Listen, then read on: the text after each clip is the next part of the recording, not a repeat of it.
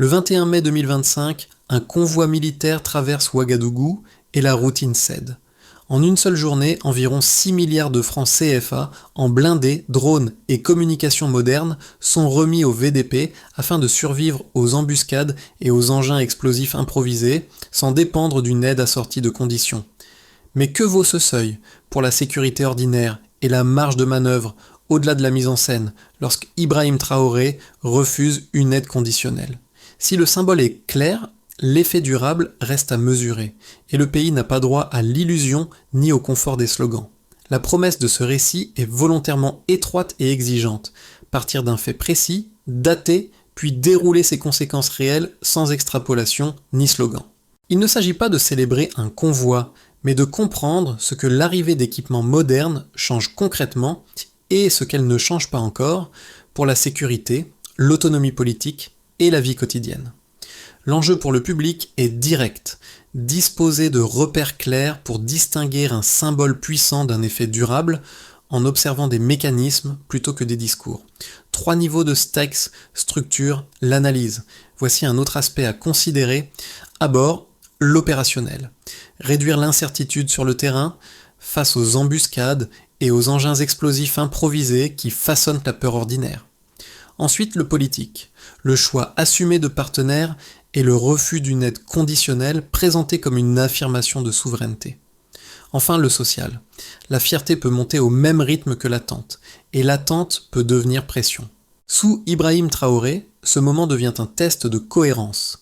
Si les actes soutiennent le récit d'autodétermination, alors le symbole gagne en substance. Sinon, l'écart se verra rapidement.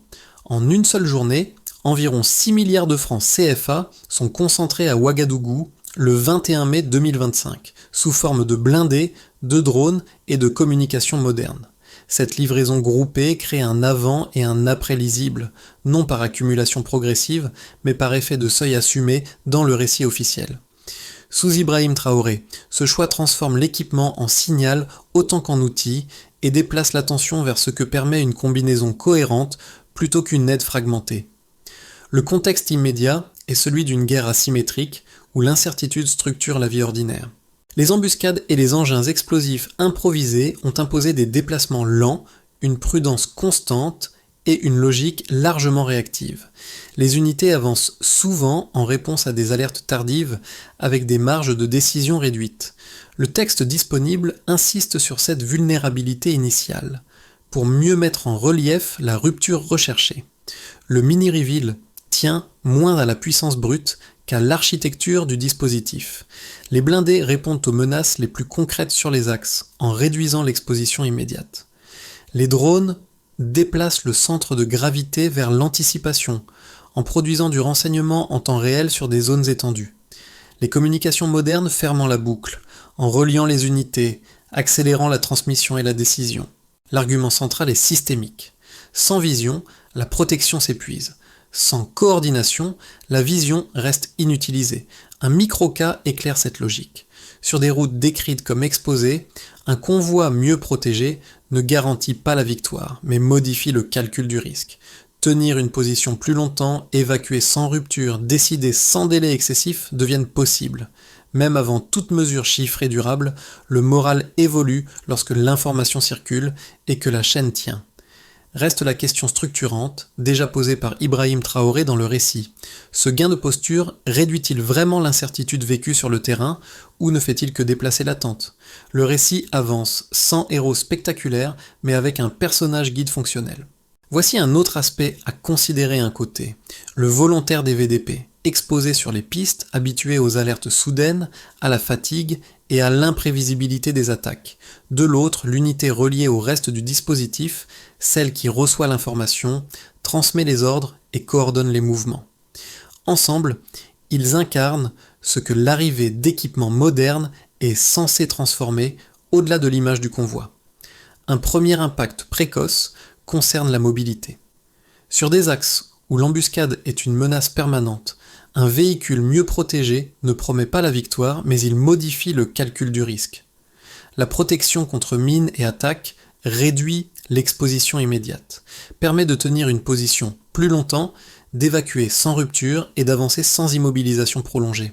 Ce n'est pas une défense figée, mais une tentative de reprendre l'initiative par la continuité. Un second impact apparaît dans le temps de réaction. La surveillance aérienne et la transmission rapide raccourcissent l'intervalle entre un signal et une décision. Le texte insiste sur ce gain de fluidité, présenté comme un transfert de confiance autant que comme une capacité technique. Savoir que l'information circule change le moral, même avant que les résultats ne soient pleinement mesurables. Ces effets ne sont pas seulement opérationnels, ils sont visibles pour la population, témoins d'un État qui cherche à montrer qu'il agit. Sous cette séquence, la démonstration devient un test. Si la protection et la coordination améliorent réellement le quotidien des forces, alors le symbole commence à se transformer en effet concret. So what? L'initiative réduit l'incertitude sans l'effacer. Avant le 21 mai 2025, la scène est décrite comme une succession de contraintes. Des routes longues et exposées, ralenties par la peur des mines. Des convois qui avancent par à coups, souvent en réaction, rarement en initiative. La protection existe, mais elle est inégale. La détection est limitée. La coordination souffre de rupture. Dans ce cadre, la défense subit davantage qu'elle ne choisit, et chaque déplacement devient un calcul défensif. Le déclencheur est net et volontairement visible. En une seule journée, à Ouagadougou, des blindés, des drones et des systèmes de communication modernes sont remis aux volontaires pour la patrie. Le montant, estimé à environ 6 milliards de francs CFA, est concentré d'un bloc. Le texte insiste sur cette concentration, car elle produit un effet de seuil. Ce n'est pas une montée graduelle, mais un saut assumé. La décision racontée n'est pas seulement technique, elle est politique. Montrer que l'équipement arrive comme un système cohérent et non comme une aide dispersée. La montée en tension se joue ensuite par couches successives. Les blindés sont présentés comme la réponse la plus immédiate aux menaces les plus courantes de la guerre asymétrique. Ils ne promettent ni domination, ni invulnérabilité, mais une réduction de la vulnérabilité sur les axes minés. Avancer sans s'arrêter au moindre doute. Évacuer sans rompre la chaîne. Tenir une position sans dépendre uniquement de la chance. Dans le récit, cette protection agit comme un amortisseur face à l'imprévu, et non comme une garantie de victoire. Vient ensuite le rôle des drones. Le texte leur attribue un changement d'échelle. Non par la force, mais par la vision. Survoler, observer, produire du renseignement en temps réel sur des zones décrites comme vastes. Ce gain n'est pas spectaculaire, il est structurel. Il modifie la temporalité de l'action. Détecter plus tôt, décider plus vite, réduire l'avantage de la surprise adverse. La guerre ne disparaît pas, mais elle cesse d'être totalement aveugle. Les communications modernes ferment la séquence. Elles relient ce qui était fragmenté et fluidifie la chaîne de commandement. Dans cette logique, chaque élément dépend des autres. Sans protection, la mobilité s'expose. Sans vision, la protection devient statique. Sans communication, la vision reste inutilisée. Le récit ne parle pas d'accumulation, mais de système. Le point culminant dépasse cependant la technique. Lorsque le convoi traverse la capitale, il devient un signal adressé à plusieurs publics. À l'intérieur, il nourrit une fierté visible mêlée d'attente. À l'extérieur, il affirme un refus, celui d'une aide conditionnelle. Sous Ibrahim Traoré, cette séquence est présentée comme une signature politique liant sécurité et autodétermination. Puis viennent les répliques, le texte glisse vers une tension stratégique plus large, renforcer la défense sans simplement déplacer la dépendance devient la question centrale. Le basculement est posé comme un test, pas comme une conclusion. Le récit propose peu de tableaux chiffrés, mais il offre 3 repères mesurables suffisants pour structurer un raisonnement avant-après sans extrapolation. Le premier est un montant. Environ 6 milliards de francs CFA d'équipements militaires sont remis en une seule journée. Pris isolément, ce chiffre ne dit rien de l'efficacité. Placé dans le récit, il signale une concentration inhabituelle. Le baseline est une aide décrite comme fragmentée et étalée. Le delta est une masse livrée d'un bloc produisant un effet psychologique et opérationnel immédiat. Le deuxième repère est une date précise. Le 21 mai 2025 sert de frontière temporelle claire. Avant, la défense est racontée comme réactive, dotée d'outils partiels, avançant sous contrainte. Après, drones, blindés et communication moderne entrent ensemble dans la doctrine. Cette datation fixe le changement dans le temps et permet, à terme, d'observer les effets sans ambiguïté. Le gain n'est pas encore statistique, mais il est traçable. Il crée une ligne de comparaison simple pour juger ce qui évolue réellement. Le troisième repère est qualitatif, mais fonctionnel. L'introduction de drones capables de fournir du renseignement en temps réel sur des zones étendues. Aucune surface n'est chiffrée, mais le contraste avec une surveillance décrite comme lacunaire est explicite. Le baseline est un délai long entre signal et décision. Le delta est une réduction de cet intervalle, voire plutôt permet de choisir autrement. Cette réduction du temps mort devient l'indicateur central, même sans série longue de données. À partir de ces repères, 3 effets sont mis en avant. Voici un autre aspect à considérer à bord, la survie. Les blindés sont présentés comme mieux protégés face aux mines et aux embuscades, ce qui réduit la vulnérabilité immédiate sur les axes. L'explication est simple, moins d'exposition directe, moins d'arrêts prolongés et une capacité accrue à évacuer sans rupture. Ensuite, la réactivité.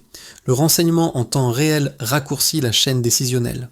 Une alerte détectée plus tôt permet une décision plus rapide, même si l'issue reste incertaine. Enfin, la cohérence. Les communications modernes relient les unités et limitent les erreurs de transmission, réduisant l'effet de surprise adverse. Sous Ibrahim Traoré, ces indicateurs prennent aussi une valeur politique. Ils servent à étayer un discours d'autonomie sans promettre une invulnérabilité totale. Le texte insiste sur une trajectoire plutôt que sur un résultat final. La modernisation est décrite comme un seuil, pas comme une fin. Elle ouvre une possibilité mesurable, passer d'une posture subie à une posture plus anticipatrice. La question reste donc méthodique. Ces gains relatifs suffiront-ils à transformer durablement la pratique ou resteront-ils des marqueurs symboliques si l'intégration et la maîtrise interne ne suivent pas? Voici un autre aspect à considérer est à cette aune que le récit invite à juger la suite. Pour évaluer ce basculement avec rigueur, le récit invite à prendre au sérieux les critiques les plus solides avant d'y répondre à partir des éléments disponibles, sans les affaiblir ni les caricaturer. Premier argument adverse, cette modernisation visible déplacerait la dépendance plus qu'elle ne la réduirait. En refusant une aide conditionnelle occidentale pour s'appuyer sur d'autres partenaires, le pays risquerait de substituer une contrainte à une autre. Les équipements livrés ne sont pas neutres. Ils impliquent de la formation, de la maintenance, des pièces, parfois des flux d'informations. À terme, ces exigences techniques peuvent créer un lien structurel durable, limitant la liberté de décision. Dans cette lecture, l'autonomie affichée serait surtout symbolique, tandis que la dépendance deviendrait moins visible mais plus technique. Second argument, l'effet militaire serait surestimé face à une guerre asymétrique adaptative. Blindés, drones et communications modernes peuvent réduire certains risques, mais l'adversaire ajuste ses modes d'action. Les embuscades changent de forme, les engins explosifs improvisés évoluent et l'avantage technologique tend à s'éroder. Le danger serait alors de produire une confiance excessive sans garantie d'une amélioration durable de la sécurité, tout en exposant le pays à des réactions extérieures, pression diplomatique ou sanctions indirectes. La réponse la plus fidèle au texte ne consiste pas à nier ces risques, mais à les replacer dans la logique décrite. Voici un autre aspect à considérer, à bord. La modernisation n'est jamais présentée comme une invulnérabilité. Elle est définie comme un passage d'une posture subie à une posture plus anticipatrice, fondée sur la combinaison protection, vision et coordination. Le gain revendiqué est relatif. Réduire la vulnérabilité immédiate et raccourcir le temps de décision. Ensuite, la question de la dépendance est explicitement posée. Le choix de partenariats non occidentaux est décrit comme une tentative de rééquilibrage, non comme une sortie totale des contraintes. La condition implicite est le contrôle interne. Sans capacité de gestion, de maintenance et de décision autonome, l'équipement perd sa valeur stratégique. Enfin, l'adaptation adverse est intégrée par prudence. La modernisation est présentée comme un seuil, pas comme une fin. Elle ouvre une trajectoire qui doit être confirmée par l'usage, la cohérence et la durée.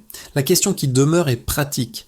La capacité à garder la main sur les choix compensera-t-elle les nouvelles contraintes qu'impose toute montée en puissance?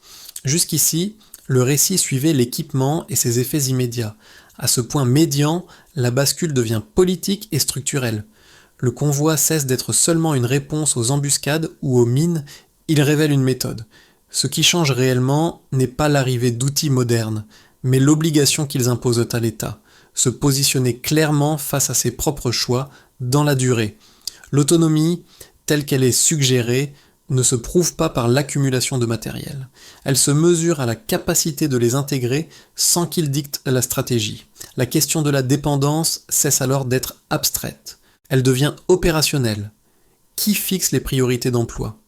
Qui contrôle les flux d'informations produits par la surveillance?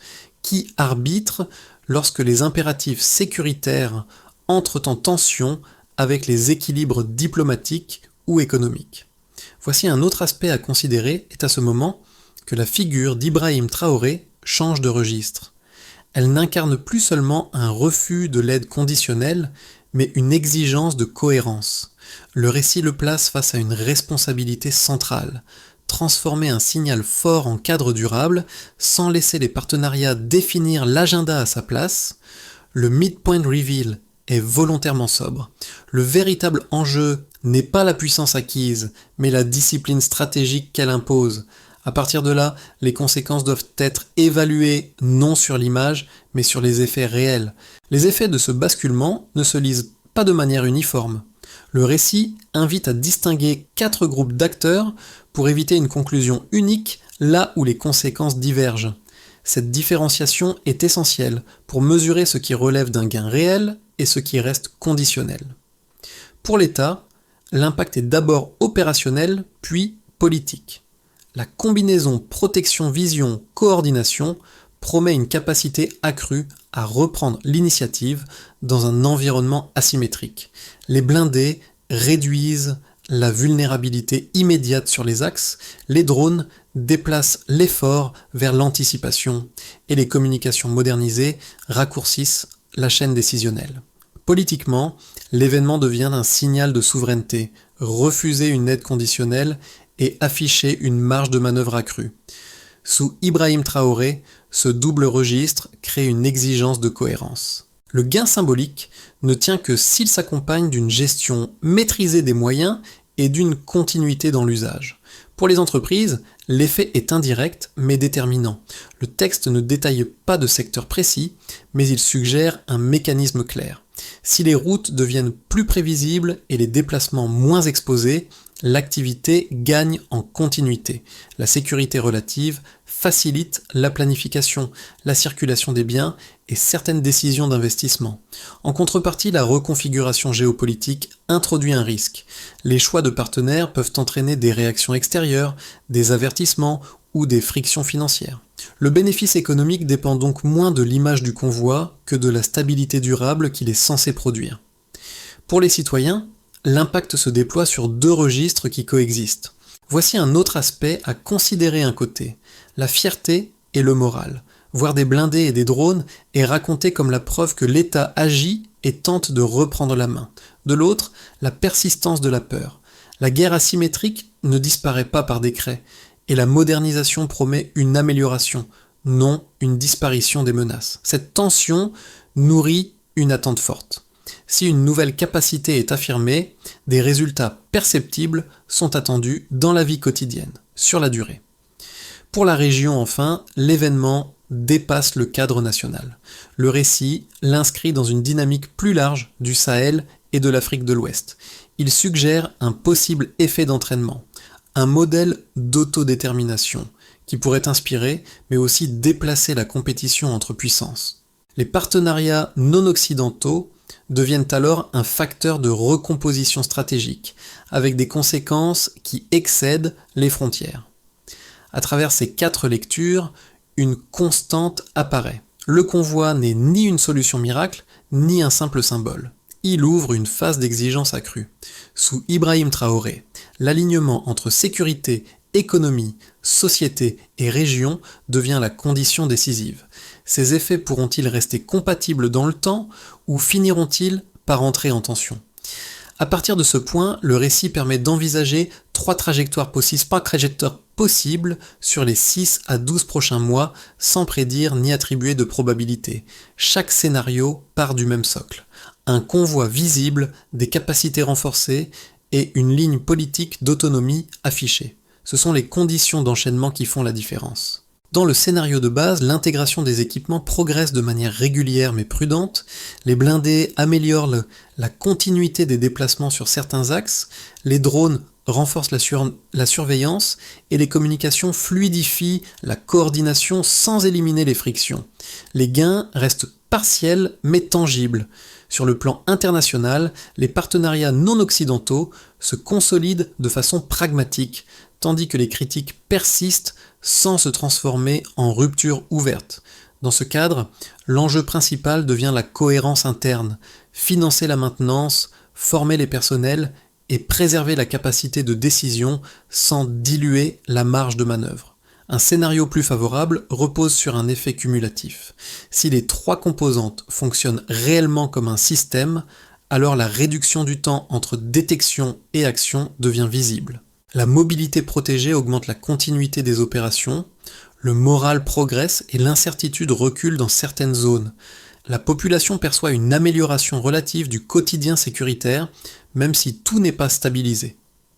Diplomatiquement, les choix sont présentés comme une diversification maîtrisée plutôt qu'une rupture, ce qui limite les réactions hostiles. Dans cette hypothèse, Ibrahim Traoré apparaît comme l'initiateur d'un repositionnement crédible soutenu par une gestion plus disciplinée. Enfin, un scénario dégradé ne peut être écarté. Si la montée en puissance crée plus de contraintes qu'elle n'en résout, alors les frictions s'accumulent.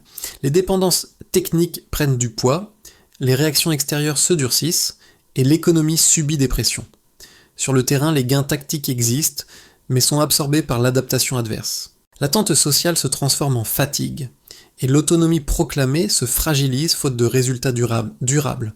La leçon commune est conditionnelle. Si la sécurité ouvre un espace politique et économique maîtrisé, alors l'autonomie se consolide. Si la dépendance se déplace, alors la promesse s'érode. Le critère décisif reste la capacité à garder la main sur les choix dans la durée. Cette séquence touche directement le public parce qu'elle ramène des choix stratégiques à des expériences ordinaires, loin des discours abstraits. Le récit distingue 3 groupes dont les attentes ne se confondent pas, mais se croisent autour d'une même exigence de résultats perceptibles. Pour celles et ceux qui vivent d'abord la question de la sécurité, l'enjeu est immédiat et concret. Les déplacements deviennent-ils moins risqués? Les alertes sont-elles mieux anticipées? Le texte suggère que la protection accrue et la coordination peuvent réduire certaines vulnérabilités, mais il rappelle aussi que l'adversaire s'adapte. L'amélioration perçue dépend donc de la régularité des effets, pas de l'événement initial. Une baisse ponctuelle de la peur ne suffit pas. Ce qui compte est la continuité. Un second groupe observe surtout la question des dépendances. Refuser une aide conditionnelle peut élargir la marge de décision, mais l'entrée de nouveaux partenaires introduit d'autres contraintes. Pour ce public, l'inquiétude n'est pas idéologique, elle est pratique. Qui finance la maintenance? Qui forme les équipes? Qui arbitre lorsque les intérêts divergent? Le récit invite à juger la capacité à renégocier et à préserver des choix internes face aux pressions extérieures. Un troisième groupe cherche un sens collectif. La scène du convoi agit comme un miroir. Elle raconte une volonté de se tenir debout et de décider sans subir. Ce sentiment peut rassembler, mais il crée aussi une exigence accrue. Si l'État affirme une nouvelle capacité, alors il doit produire des effets visibles sans réduire la société à une logique uniquement sécuritaire. 2 pistes d'attention émergent, observer les effets concrets plutôt que les proclamations et suivre la durée plutôt que l'instant. La question simple à garder en tête est constante. Les choix renforcent-ils réellement la capacité de décider ou déplacent-ils la contrainte ailleurs ?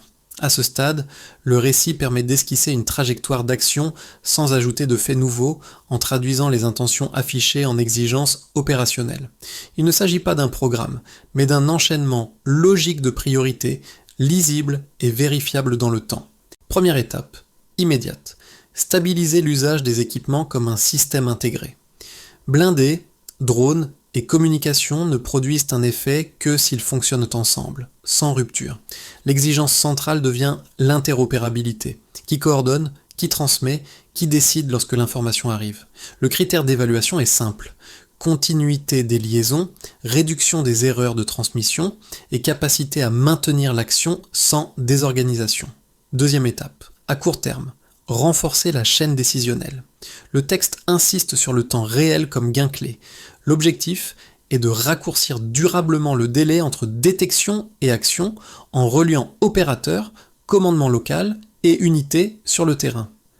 La mesure n'est pas un chiffre isolé, mais la régularité d'une décision plus rapide et plus cohérente. Troisième étape, à moyen terme, sécuriser la mobilité et la survie. Les blindés sont présentés comme un amortisseur face aux mines et aux embuscades. L'enjeu est d'en tirer un bénéfice constant, visible dans la capacité à tenir les axes, à évacuer sans rupture et à réduire l'incertitude vécue par les unités. Quatrième étape, en parallèle, encadrer les partenariats.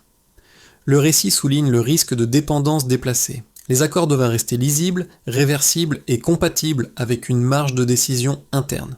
Sous Ibrahim Traoré, cette feuille de route devient un test de maîtrise. La modernisation n'a de valeur stratégique que si elle reste pilotée politiquement, dans la durée. Le récit revient à une image plus discrète, déjà esquissée plus tôt, celle du volontaire sur la piste et de l'unité qui le relie au reste du dispositif. Ce duo fonctionnel, sans héroïsation excessive, rappelle ce qui est réellement en jeu derrière les blindés, les drones et les transmissions. Il y a des corps exposés, des décisions prises sous pression et une attente simple. Réduire l'incertitude quotidienne sans promettre l'impossible. La scène du convoi, spectaculaire au départ, a changé de nature au fil du récit. Elle n'est plus seulement un moment de fierté collective, elle devient une exigence. Si la protection progresse, alors la confiance peut s'installer. Si la coordination tient, alors l'improvisation recule. Si la vision s'améliore, alors le risque devient plus lisible, même s'il ne disparaît pas. Voici un autre aspect à considérer, Laetitia, que la figure d'Ibrahim Traoré trouve sa portée finale. Non comme un slogan répété, mais comme l'incarnation d'un pari politique précis. Affirmer l'autodétermination sans se contenter de changer de dépendance. Le texte ne promet ni victoire rapide, ni stabilité totale. Il insiste sur la durée, la cohérence et la capacité à tenir un équilibre lorsque l'enthousiasme initial s'estompe. Une phrase s'impose comme un point d'ancrage, l'autonomie se prouve dans la continuité. Voici un autre aspect à considérer à cette aune, humaine autant que stratégique, que ce basculement devra être jugé. Ce récit ne demande ni adhésion automatique, ni rejet réflexe. Il propose une méthode d'observation. Regardez ce qui change réellement sur le terrain, ce qui évolue dans les partenariats et ce qui résiste dans la durée permet de dépasser l'émotion du moment. La sécurité annoncée se mesure-t-elle par une baisse tangible de l'incertitude quotidienne ou surtout par la force d'une image au moment du convoi ? Au-delà du cas national, l'enjeu est aussi symbolique. L'idée d'autodétermination parle parce qu'elle renvoie à une aspiration largement partagée, décider sans subir. Mais cette aspiration devient exigeante dès qu'elle se confronte aux coûts, aux compromis et aux pressions extérieures. Sous Ibrahim Traoré, le pari affiché invite donc à hiérarchiser les critères d'évaluation, sans confondre vitesse et profondeur. Une piste simple consiste à comparer dans le temps. Observer les résultats opérationnels, l'équilibre diplomatique et la capacité économique à tenir, puis accepter que ces dimensions puissent entrer en tension. Le débat gagne alors en précision, loin des slogans et des camps figés. Quelle dimension vous paraît décisive pour juger cette trajectoire dans les mois à venir ? Les effets sécuritaires concrets, la marge de décision politique ou la capacité à durer sans déplacer la dépendance ?